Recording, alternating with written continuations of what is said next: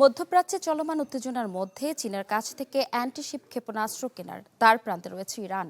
বার্তা সংস্থা রয়টার্সের এক প্রতিবেদনে বলা হয়েছে, চীনের তৈরি CM-302 কেনার আলোচনা এখন চূড়ান্ত পর্যায়ে। একই সময় যুক্তরাষ্ট্র ইরানের উপকূলের কাছাকাছি বিমানবাহী রণতরী USS আব্রাহাম লিঙ্কন এবং USS জেরাল্ড আর ফোর্ড সহ একাধিক যুদ্ধবিমান মোতায়েন করেছে। সম্ভাব্য এই চুক্তি বাস্তবায়িত হলে উপসাগরীয় অঞ্চলের কৌশলগত পরিস্থিতিতে নতুন মাত্রা যোগ হতে পারে বলে মনে করছেন বিশ্লেষকরা। মধ্যপ্রাচ্যে উত্তেজনার পারদ আবারও চরমে। যুক্তরাষ্ট্র যখন ইরানের উপকূলের কাছাকাছি বিশাল নৌবহর মোতায়েন করছে, ঠিক তখনই চীনের কাছ থেকে সুপারসনিক অ্যান্টিশিপ মিসাইল কেনার দ্বারপ্রান্তে পৌঁছেছে ইরান। বার্তা সংস্থা রয়টার্সের দেয়া এক অনুসন্ধানী প্রতিবেদনে বলা হয়েছে, চীনের তৈরি CM-302 মিসাইল কেনার আলোচনা এখন শেষ পর্যায়ে। প্রায় 290 কিলোমিটার পাল্লার এই ক্ষেপণাস্ত্র শব্দের চেয়েও দ্রুত গতিতে ছুটতে পারে।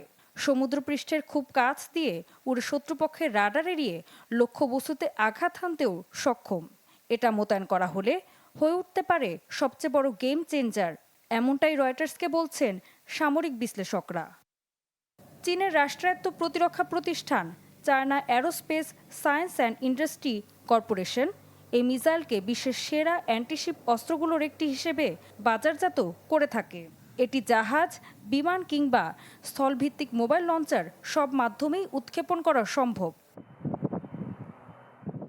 ওয়াশিংটন এই বিষয়ে সরাসরি কোনো মন্তব্য না করলেও প্রেসিডেন্ট ডোনাল্ড ট্রাম্প ইরানের পারমাণবিক কর্মসূচি নিয়ে কঠোর বার্তা দিয়েছেন। সমঝোতা না হলে খুব কঠিন পদক্ষেপ নেওয়া হতে পারে বলেও হুঁশিয়ারি দিয়েছেন তিনি।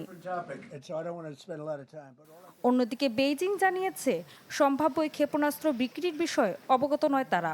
তবে রয়টার্সকে বিশ্লেষকরা বলেছেন, চীন ইরান সামরিক সহযোগিতা জোরদার করা হলে তা মধ্যপ্রাচ্যে কৌশলগত ভারসাম্যে বড় পরিবর্তন আনতে পারে। সব মিলিয়ে উপসাগরীয় অঞ্চলে শক্তির সমীকরণ নতুন করে বদলে যাওয়ার আশঙ্কা দেখা দিয়েছে। এখন দেখার বিষয়, এই চুক্তি সত্যি বাস্তবায়িত হয় কিনা, আর হলে এর প্রতিক্রিয়া কি দাঁড়ায় বৈশ্বিক রাজনীতিতে। ঋতু সাহা, চ্যানেল 24।